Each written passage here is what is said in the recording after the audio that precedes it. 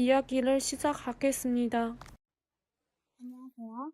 사람 사는 것이 다 거기서 거기라고는 하지만 들여다보면 또 제각각인 인생이라 다른 사람의 이야기를 듣는 것은 마치 드라마 보듯 재밌게 느껴지는 것 같습니다. 그래서 오늘은 제 인생 이야기를 한번 해보려 합니다. 저는 벌써 좋은 시절을 다 보내버린 50대 후반에 접어든 중년 아줌마입니다. 이른 나이에 남편을 만나 아이 둘을 낳아서 길렀는데 결혼한 지 몇 년 되지 않아 남편을 먼저 하늘로 보내야 했습니다. 억울한 죽음은 아니었으나 젊은 나이에 아무것도 없이 아이 둘과 세상에 덜렁 남겨져서 살 길이 참 막막해 혼자 울기도 많이 울었습니다. 나 혼자였더라면 인생을 포기할 수도 있었을 텐데 내가 없으면 의지할 곳 없이 배굶고 살 우리 아이들이 가여워 어떻게든 살아남으려 발버둥을 쳤습니다. 여자 혼자 아이 둘을 데리고 할 수 있는 일은 그렇게 많지 않았습니다. 식당에서 설거지와 허드렛 일을 하며 아이들을 먹이고 입히고 재웠습니다. 하지만 생각보다 월급이 얼마 되지 않고 아이들에게 들어가는 돈은 너무 많았습니다. 아들이 크면 클수록 필요한 돈을 많아지는데 버는 돈에는 한계가 있으니 소풍, 수학여행이라는 말만 나와도 가슴이 철렁 내려앉아 몇 날 며칠을 고민하며 돈을 쓸어 모아 힘겹게 보내주었습니다. 생활고에 시달리다 보니 아이들에게는 푸근하고 좋은 엄마가 되어주지 못했습니다. 제때 끼니를 챙겨주지 못하고 매일 일하러 나가지만 넉넉한 벌이가 안 되니 아이들도 늘 불만이 많았을 것이라 생각합니다. 그때 눈에 들어온 것이 바로 다방이었습니다. 다방이라는 말만 들어도 안 좋은 생각이 떠오를 만큼 지금은 인식이 좋지 않지만 그 당시에는 지방 어느 동네를 가더라도 찾을 수 있을 만큼 안정적인 장사였습니다. 돈이 많이 들지 않은 장사였기에 어렵지 않게 시작할 수 있었습니다. 태어나서 처음으로 오토바이라는 것을 타보고 아이들을 위해 내 한 인생을 바쳐 돈을 벌었습니다. 그 당시에도 다방이라는 것이 우리 아이들에게 떳떳하지 못했던 터라 제가 오토바이를 타고 배달에 나갈 때 우리 아이들이 저 멀리 보이면 숨거나 방향을 틀어 조금 돌아가기도 했습니다. 그날은 유난히 해가 쨍쨍해 날이 아주 좋았습니다. 먼 산이 쾌청하게 보이던 날이라 유독 더 선명히 기억나는 것 같습니다. 다방 입구에서 오토바이를 타고 배달을 가려고 준비하는데 저 멀리 아들이 친구와 함께 걸어오는 것을 보았습니다. 저도 모르게 고개를 푹 숙였는데 그 찰나에 흔들리는 아들의 눈빛과 애써 모른 척하며 지나치던 아들의 발걸음을 지금도 잊을 수가 없습니다. 분명 엄마인 것을 알았지만 친구들에게 들킬까 무서워 모른 척을 했던 것입니다. 나는 너희를 키우느라 내 청춘을 다 바쳐 고단한 일도 마다하지 않았는데 그 고생을 몰라주는 아들이 밉기도 하고 또 이런 엄마를 둬서 힘들게 모른 척을 해야 하는 마음에 저는 미안해서 그날 밤새도록 얼마나 울었는지 모릅니다. 아들이 고등학교에 입학할 때쯤 그 고민의 끝을 내기 위해 다방일을 그만두었습니다. 아이들은 이제 막 수험생이 되어 공부를 하느라 돈 들어갈 일이 투성인데 저는 또 앞길이 막막해졌습니다. 딱히 배운 것도 없고 경력도 없고 능력도 없는 제가 다시 시작할 수 있는 기회는 생각보다 적었고 찾을 수도 없었습니다. 매일 벼룩시장을 뒤지고 동네를 돌아다니며 일거리를 찾다 고깃집 식당에서 불판만 닦는 일도 해보았습니다.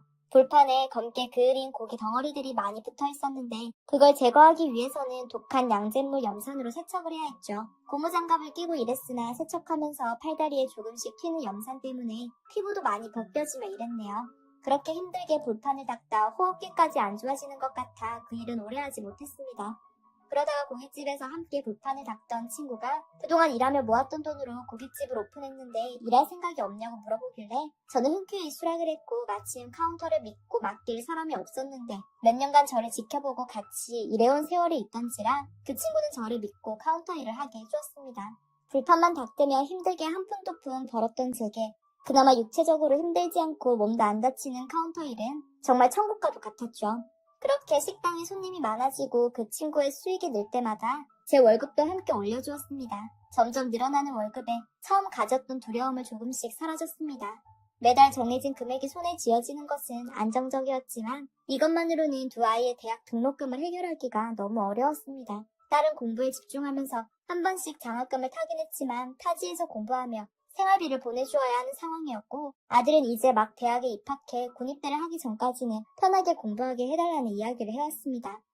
도저히 제 월급만으로는 해결할 수가 없어서 친구가 운영하는 식당 운영을 배워서 모은 돈으로 작은 고깃집을 오픈했습니다. 고깃집 사장 일은 카운터만 보던 때보다 더 힘들고 손님들이 무전 취식을 하기도 하고 술을 마시다가 진상을 부리는 손님들도 많았고 이루 말할 수 없을 정도의 더러운 꼴도 많이 보았습니다. 처음에는 손을 덜덜 떨며 112를 눌렀는데 시간이 지나니 그마저 적응이 되어 소란을 부리면 경찰을 부를 테니 당장 나가라며 시객을 향해 소리치는 제가 되었습니다. 세월이 흐르며 억척스러움만 늘어간다 느꼈지만 우리 아이들을 위한다면 이까짓 거 아무것도 아니라는 생각을 하며 버티고 또 버텼습니다. 대신 고생을 하는 만큼 수입이 뒤따라주니 두 아이 대학 졸업은 문제없이 시켜줄 수 있었습니다. 저는 우리 아이들을 고생시키고 싶지 않다는 바람이 이루어지는 순간이었습니다. 딸아이는 늘 그랬듯 말수는 적었지만 절 위해주고 불쌍히 여기며 잘해주려 노력했습니다. 고등학교 시절에는 엄마가 부끄러워서 저를 모른 척 하던 아들은 군대에 다녀온 후 철이 많이 들었고 저를 더 이상 힘들게 하지 않았습니다. 포기하지 않고 살아온 내 인생이 뿌듯하면서도 서글펐던 시간이었습니다. 어린 아이들과 세상에 남아 굶어 죽지 않겠다는 약속을 지켰으니 이젠 내 인생 무엇을 목표로 살아야 하나 조금 허무해진 것입니다. 하루하루가 무의미하게 흘러가던 날 딸아이가 사위 될 사람을 소개해 주었습니다. 결혼할 나이도 되었고 좋은 사람을 만나 결혼을 한다기에 저는 딸아이를 응원해 주었고 물 흐르듯 딸아이를 시집 보내고 나니 나에게 진정한 내 편이 없어진 것만 같아 며칠을 혼자 울며 지냈습니다. 혹여나 딸이 집에 돌아올까 싶어서 딸아이 결혼식 후 두어 달은 문도 잠그지 못하고 살았습니다.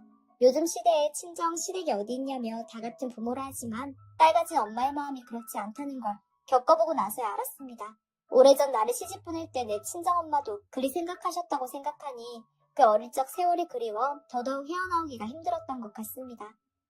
그 무렵 제대 후 철이 든 아들은 제 살 길을 마련하느라 공부도 열중하고 당당히 대기업 취업에 성공했습니다. 초반에는 그간 고생한 엄마에게 효도한다며 선물도 사주고 용돈도 주었지만 여자친구가 생긴 이후 태도가 많이 변했습니다. 데이트하느라 그런 거겠지라고 이해하며 보답을 받기 위해 아이들이 키운 것이 아니었기 때문에 특별히 서운하다거나 속상하지는 않았습니다. 아들은 여자친구가 생겼다는 말을 하고 얼마 지나지 않아 결혼을 하겠다고 신혼집에 대한 이야기를 꺼냈습니다. 한마디 상의도 없이 갑작스러운 통보에 신혼집 이야기까지 저는 당혹스러웠지만 때가 되면 품을 떠나는 것이 자식이니 마음을 비우려 노력했습니다. 어린 시절 엄마 사랑 못 받아 고생했다며 결혼만은 제발 편히 시켜달라. 매일같이 말하는 아들에게 저는 결국 집을 팔아서 그 돈으로 아들 신혼집 자금으로 보태주었습니다. 제 집이라고 해봤자 작은 빌라였으니 팔아도 그렇게 남는 돈이 많지 않았습니다. 아들은 집까지 팔아 신혼집을 보태준 제게 합가를 원했습니다. 자기가 지금 당장 돈이 없으니 이 돈으로 신혼집을 꾸리고 몇 년간 착실히 모아 나중에 저에게 다시 돌려준다는 이야기를 하면서 말입니다. 저는 딱히 돈을 돌려받을 생각은 없었으나 그렇게까지 이야기하니 내가 아들 하나는 잘 키웠구나 싶어 뿌듯했습니다. 그리고 아들 내외와 함께 생활을 시작했습니다. 내신 며느리가 생겼으니 내 생활도 조금은 편해지겠지 싶었습니다. 며느리에게 삼시세끼 새밥을 지어 밥상을 차려주기를 바란 건 아니었습니다. 저는 다 큰아들 방청소, 빨래, 밥까지 지어 먹이며 수발 들어주던 것을 안 할 수 있게 된 것만으로도 마음이 홀가분했습니다. 그런데 제 인생의 고난은 이제부터가 진정한 시작이었습니다. 며느리는 유치원 교사였습니다. 매일 유치원에서 아이들과 씨름을 하다 보면 진이 다 빠진다며 집에 와서는 꼼짝없이 쇼파와 한몸이 되었습니다. 그리고 음식은커녕 청소와 빨래도 하지 않고 누워서 잠만 자더군요. 한날은 너무 화가 내서 나도 신혼집을 구하는데 집을 팔아서 내가 도움을 줬는데 어떻게 이렇게 집안일도 안 하고 시어머니인 저에게 다 넘기냐고 말을 하니 신혼집은 아들 잘 살라고 해준 거지 나에게 해준 게 아니지 않느냐며 말대답을 했습니다. 이 집의 명의를 자신에게 해주면 그때는 돈 받은 만큼 대접을 해드리겠다며 비꼬는 말도 자주 했습니다. 아들 잘 살라고 신혼집 보태준 돈값을 며느리에게 기대하지 말라는 등의 이야기를 매일 듣다 보니 처음엔 화가 났다가 나중에는 내가 무엇인가 잘못해서 이 사연이 났다고만 생각하게 되었습니다. 제 딸은 이런 제 이야기를 한 번씩 들으면 한숨만 푹푹 내쉴 뿐이었습니다. 제 딸은 아들에게 돈을 몽땅 내어주고 오갈 곳 없는 저를 데리고 살 수도 그렇다고 올케에게 성질을 내며 싸울 수도 없었기 때문입니다. 그 이유는 바로 아들이었습니다. 아들은 언제나 자신의 부인 편이었습니다. 아들과 며느리는 퇴근하고 돌아오면 제가 차려준 밥을 먹고 슬그머니 일어나 안방으로 들어가 버렸습니다. 문을 닫고 그 문을 여는 일은 다음날 아침 출근할 때뿐이었습니다. 며느리가 나에게 화를 내면 아들은 옆에서 그저 헛기침만 할 뿐이었습니다. 내가 평생 고생을 해가며 먹이고 입히고 재워가며 키워낸 자식이 이렇게까지 저에게 무정하게 대할 수 있나 싶어 절망감에 빠졌습니다. 그래도 손주들이 태어나기 전까지는 그럭저럭 제가 청소며 음식을 하고 지낼만 했습니다. 그런데 손주들이 태어나고 난 이후로는 매일 며느리의 큰 잔소리 잔치였습니다. 며느리는 사는 조리원에 있을 때에도 원래 조리원비는 시댁에서 턱턱 내주는 건데 능력 없는 시부모를 만나서 자기가 고생이라며 툴툴댔습니다. 마음 같아서는 그 돈 얼마든지 내놓고 싶었지만 가진 재산을 아들 신혼집 보태는데 모두 줘버린 상태라 그럴 수 없었습니다. 며느리는 조리원에서 나와서 집에 왔고 출산 후 100일까지는 산후조리를 해야 한다며 며느리 산후조리까지 제일이 되었습니다. 요즘은 아이들 키우는데 편한 물건들이 무척 많이 나온다 들었는데 아들 며느리는 아이용품을 사줄 생각이 없었습니다. 젖병 소독은 냄비에 물을 끓여 해야 하고 아이 빨래는 무조건 손으로 해야 한다며 저에게 손빨래도 시켰습니다. 제가 너무 힘들어서 아들에게 좀 해달라 하면 자기 일이 힘들다는 둥 자기는 아기를 봐야 한다는 둥 미루기 일쑤였습니다. 제가 평생을 모아서 집을 샀는데 그 집을 팔아 아들 신혼집을 구해준 대가로 나는 그저 아들 집에서 허드렛 일을 하는 가정부 그 이상 그 이하도 아니었습니다. 이런 저를 보다 못한 딸이 아들을 만나 술 한잔하며 속내를 물어본 적이 있었습니다. 우리가 어린 시절에 엄마는 매일 일을 하러 나가느라 밥도 제대로 못 챙겨 먹었고 옷도 못 사 입으며 버는 돈 모두 오빠와 저한테 쓰느라 엄마는 고생을 많이 했는데 왜 결혼하고 나서도 우리 엄마를 괴롭히냐고요. 그러자 아들은 엄마가 집에 혼자 있으니 적적할까봐 같이 살자고 한 거고 엄마도 손자랑 같이 살면 좋은 거 아니냐고 말했대요. 그 이야기를 듣고 가슴이 시큰해지는데 자식은 부모를 버려도 부모는 자식을 절대 못 버린다는 말이 뼛속 깊이 느껴졌습니다. 남편이 일찍 죽지만 않았어도 아들이랑 며느리에게 이렇게 무시받으며 살지 않았을 거라는 생각에 하루하루가 지옥 같았습니다. 내 인생은 마치 아이들을 기르고 키우려고 태어난 것인 마냥 젊어서는 내 아이들을 키우고 늙어서는 내 손주들을 키우며 그렇게 하루하루를 버텼습니다. 젊어서부터 늙어서까지 고단한 일생을 보내다 보니 저는 제 나이보다 훨씬 더 늙어 보입니다. 그래서 아들은 절 창피해했고 어디든 같이 다니는 것을 싫어했습니다. 저만 쏙 빼고 외식을 다녀오는 것을 알았던 날 저는 작은 방이라도 구해 나가겠다는 말을 아들에게 했습니다. 단지야 오탄방이라도 여기보다 나을 것 같았습니다. 그런데 돌아오는 말은 더 어이가 없었습니다. 아들은 엄마가 없으면 애는 누가 보냐며 제 말을 무시했습니다. 며느리도 유치원에서 애들에 치여 사는 것도 힘들어 죽겠는데 집에서까지 육아를 해야겠냐며 저에게 대체 왜 이러냐 대묻고 따졌습니다. 엄마 아빠가 할머니를 무시하니 덩달아 손주도 저를 무시했습니다. 점점 커가면서 버릇이 없어졌지만 그것마저 교육을 제대로 못 시킨 제 탓이 되었습니다. 매일같이 죽고 싶다는 생각만 하던 차에 오랜만에 옛날 고깃집에서 같이 일했던 친구에게 전화가 왔습니다. 그동안 못해두었던 묵은 수다를 떨며 얼마만에 이렇게 즐거운 시간인지 꿈만 같았습니다. 그간 제 이야기를 들어준 친구는 이제라도 내 인생을 찾으려며 남은 인생 여행이나 같이 다니며 살자더군요. 그래서 저는 국내든 해외든 같이 여행 갈 사람만 있다면 여행을 가고 싶다고 했고 그 친구와 한 달 뒤에 제주도로 여행을 가자고 약속을 하고 그날 기분 좋게 집에 들어왔는데 아들 식구들끼리 거하게 음식을 배달시켜 먹고 남은 것을 보니 다시 가슴이 답답해졌습니다. 친구 말대로 저는 내 인생을 찾고 싶었습니다. 그래서 한 달 뒤 그 친구를 만나 제주도로 함께 여행을 갔고 여행을 하며 제가 지금까지 어떻게 살고 있는지 마음 터놓고 제주도 바다를 보며 친구에게 이야기를 하니 친구는 제게 아들 집에서 살지 말고 차라리 자기 집에서 같이 살자며 월세나 돈은 필요 없고 그냥 우리끼리 수다 떨고 여행이나 다니며 남은 여생을 살자고 했습니다.